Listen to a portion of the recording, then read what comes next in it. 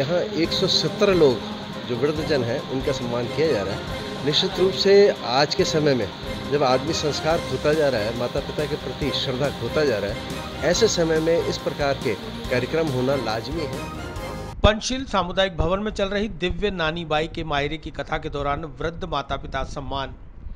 कथावाचक श्री वीरभद्र महाराज ने कथा के चौथे दिन भात की तैयारी, भाई बंधुओं को भात का निमंत्रण देने की कथा का कराया श्रवण। श्री सांवरिया सेठ की कृपा से पंचशील सामुदायिक भवन राजस्थान आवासन मंडल CMS मॉल के पास 18 मई से 22 मई तक आयोजित की जा रही दिव्य नानी बाई के मायरे की कथा के चौथे दिन शनिवार को कथावाचक गोकुल धाम आश्रम के गादीपति परम पूज्य गुरुदेव श्री वीरभद्र जी महाराज ने भात की तैयारी, भाई बंधुओं को भात का निमंत्रण देने की कथा का श्रवण कराया। इस दौरान सुमधुर भजनों की प्रस्तुति देकर उपस्थित कथा प्रेमियों को मंत्रमुग्ध कर दिया। 5 दिवसीय कथा के दौरान 21 मई की शाम 5 बजे विशेष आयोजन किया गया, जिसमें वृद्ध माता पिता का सम्मान किया गया। सभी बुजुर्ग माता पिता को रोली मोली तिलक लगाकर साड़ी और दुपट्टा भेंट किया गया। वे सभी ने उनसे चरण छूकर आशीर्वाद प्राप्त किया। कार्यक्रम में अतिथि के तौर पर नगर निगम के पूर्व उप महापौर धर्मेंद्र गहलोत मौजूद रहे, जिन्होंने बताया कि प्रेम और स्नेह के साथ नानी बाई के मायरे की कथा युगों युगांतर से चली आ रही है, जिसमें आज उन्हें आमंत्रित किया गया है और यहाँ 170 बुजुर्ग माता पिता का सम्मान एक अनूठा कार्यक्रम था, जिसमें शरीक होकर वे अपने आप को धन्य महसूस कर रहे हैं। यहाँ पे 5 दिवसीय नानी बाई के मायरे के प्रवचन का कार्यक्रम चल रहा है। इसके निमित्त आज वृद्धजनों के सम्मान के लिए यहाँ आयोजन किया गया है और यहाँ 170 लोग जो वृद्धजन हैं उनका सम्मान किया जा रहा है। निश्चित रूप से आज के समय में जब आदमी संस्कार खोता जा रहा है, माता पिता के प्रति श्रद्धा खोता जा रहा है, ऐसे समय में इस प्रकार के कार्यक्रम होना लाजमी है।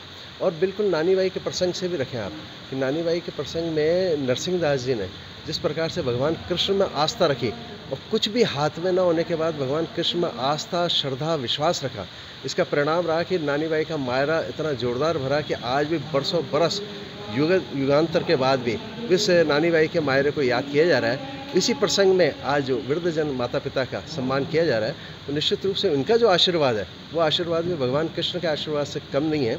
तो उनके पैरों में गंगा, जमुना, सरस्वती सब है, इसलिए निश्चित रूप से आज के कार्यक्रम से प्रेरणा मिलेगी।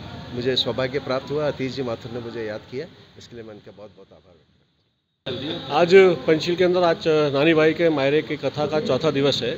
18 तारीख को कलश यात्रा के साथ में ये कार्यक्रम शुरू हुआ था और आज चौथे दिन नानी बाई के मायरे के अंदर प्रसंग चल रहा है कि किस तरह से नरसिंह जी अपने मायरे के लिए चिंतित रहते हैं और सिर्फ कृष्ण भगवान के ऊपर सब कुछ उनके चरणों में समर्पित करते हैं कि मेरे को मायरा भरना है। कुछ नहीं था उनके पास में, उसके बाद भी उन्होंने आस्था रखी कृष्ण भगवान के अंदर और मायरे के लिए वो चल पड़े। इस तरह से कृष्ण भगवान उनको रास्ते में मिलते जाते हैं, उनकी हर पीड़ा को, उनकी हर समस्या को दूर करते जाते हैं। इसी प्रसंग के अंदर आज आयोजकों द्वारा वृद्धजन सम्मान समारोह भी रखा गया है। निश्चित रूप से वृद्ध जो है वो एक भगवान का रूप है, उन्हीं के आशीर्वाद से हम लोग धरती के ऊपर है और वो एक आज के इस प्रसंग के साथ देखा जाए तो कृष्ण भगवान का रूप ही है हम लोगों के लिए, उनका आशीर्वाद हम लोगों को मिलता है।